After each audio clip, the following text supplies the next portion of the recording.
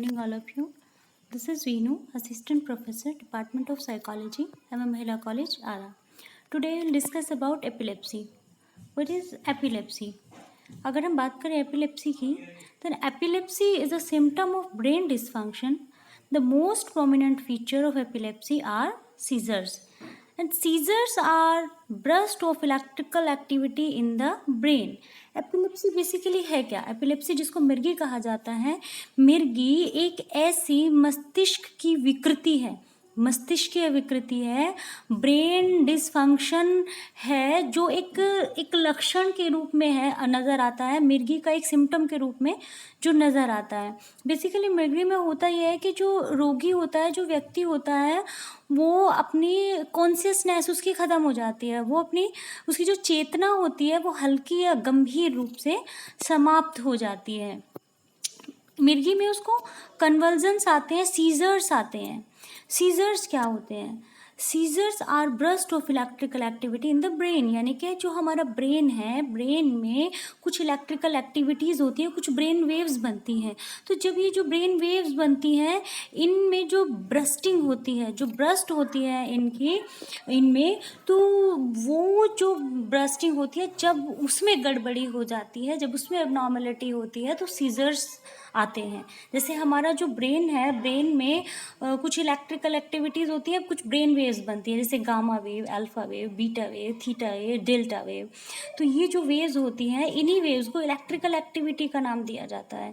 जैसे जब व्यक्ति के ब्रेन में बीटा वेव बनती है, तो उस समय व्यक्ति जो होता है वो बहुत अलर्ट रहता है, एक्टिव रहता है, एक्साइटेड रहता है, फोकस्ड रहता है.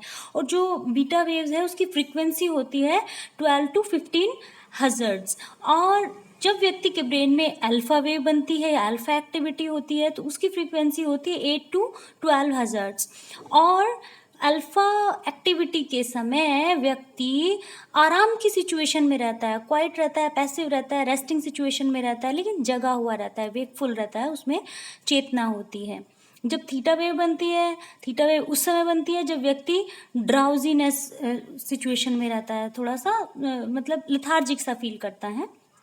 डेल्टा वेव तब बनती है जब व्यक्ति डीप स्लीप में होता है. अब देखिए, जब व्यक्ति मिर्गी किसको कहा गया? एपिलेप्सी इसे ही कहा गया है कि जब व्यक्ति के ब्रेन में ये बनने वाली जो ब्रेन वेव्स हैं, ये जो इलेक्ट्रिकल एक्टिविटीज़ हैं, जैसे gamma activity, alpha activity, beta activity, theta activity या डेल्टा एक्टिविटी, जब इनका जो पैटर्न होता है, इनका जो ब्रस्टिंग पैटर्न होता है, अगर उसमें असामान्यता है, यानी कि नॉर्मल व्यक्ति जो होता है, सामान्य व्यक्ति के ब्रेन में जो ब्रेन वेव्स बनती हैं वो किस तरीके से बनती हैं कि जब व्यक्ति अलर्ट सिचुएशन में है तो उसके ब्रेन में बीटा वेव्स बन रही हैं, जब व्यक्ति आराम कर रहा है, रेस्ट कर रहा है, तो अल्फा वेव्स बन रही हैं, जब सो रहा है तो डेल्टा वेव बन रही है. एक नॉर्मल व्यक्ति के ब्रेन में ये वेव्स बननी चाहिए नॉर्मली.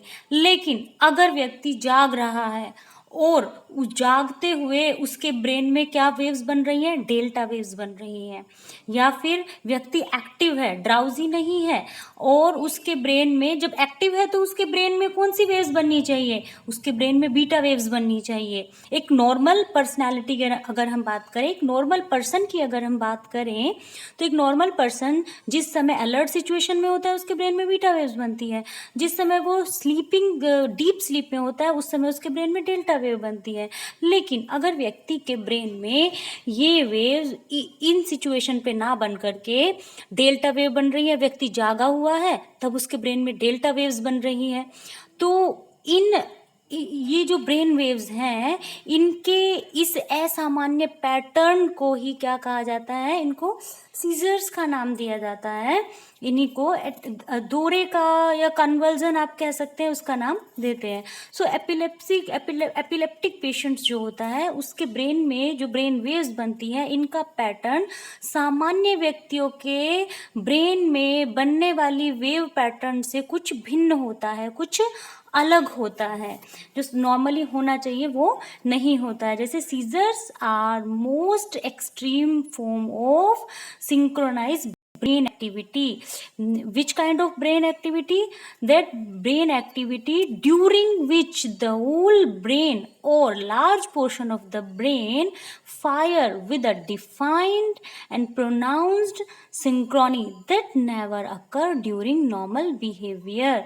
यानी कि वही हुआ कि सीजर्स किसे कहा जाता है? सीजर्स में कुछ ब्रेन एक्टिविटीज होती हैं जो कि आपके पूरे ब्रेन में भी हो सकती है या फिर ब्रेन के एक बहुत बड़े हिस्से में होती है, जहाँ पर जो ब्रेन वेव्स बनती हैं वो ऐसी नहीं बन रही है जो कि नॉर्मली बननी चाहिए। जब व्यक्ति का नॉर्मल जो बिहेवियर होता है उस समय पर जो वेव्स बननी चाहिए वो वेव नहीं बन रही है। जैसे कि स्लीपिंग की स्टेज में व्यक्ति के ब्रेन में बीटा वेव्स बन रही हैं, जिस समय वो जगा हुआ है उस समय उसके ब्रेन में डेल्टा वेव बन रही है जो कि डीप स्लीप में होती है। यानी कि ब्रेन वेव्स इलेक्ट्रिकल एक्टिविटीज़ का पैटर्न जो है वो नॉर्मली जो होना चाहिए वो नहीं है।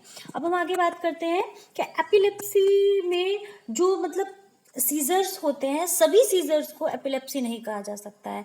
The level epilepsy is applied to only those patients whose seizures appear to be generated by their own chronic brain dysfunction. यानी कि अगर किसी व्यक्ति को कोई पुरानी ब्रेन डिसफंक्शनिंग है, लंबे समय से उसके ब्रेन में कुछ डिसफंक्शनिंग चल रही है, तब व्यक्ति को सीजर्स आ रहे हैं तो उसको मिर्गी का नाम दिया जा सकता है या एपिलेप्सी का नाम दिया जा सकता है। एपिलेप्टिक अटैक किसी भी स्टेज पर किसी भी एज पर स्टार्ट हो सकते हैं, बट यूजुअली ये देखा गया है कि एपिलेप्टिक अटैक्स जो होते हैं वो चाइल्डहुड में या फिर जब व्यक्ति 60 का एज क्रॉस कर जाता है उसके बाद एपिलेप्टिक अटैक्स आते हैं।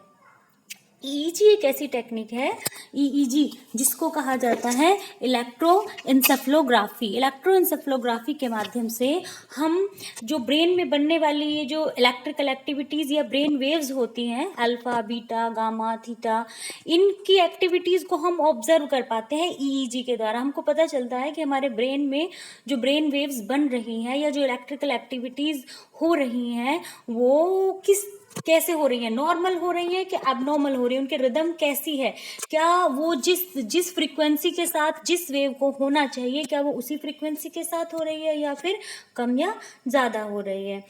तो आपको अब इसमें हम आगे बढ़ते हैं कि एपिलेप्टिक सीजर्स जो होते हैं उनको हम दो भागों में क्लासीफाई कर सकते हैं, जैसे कि symptomatic seizures and idiopathic seizures.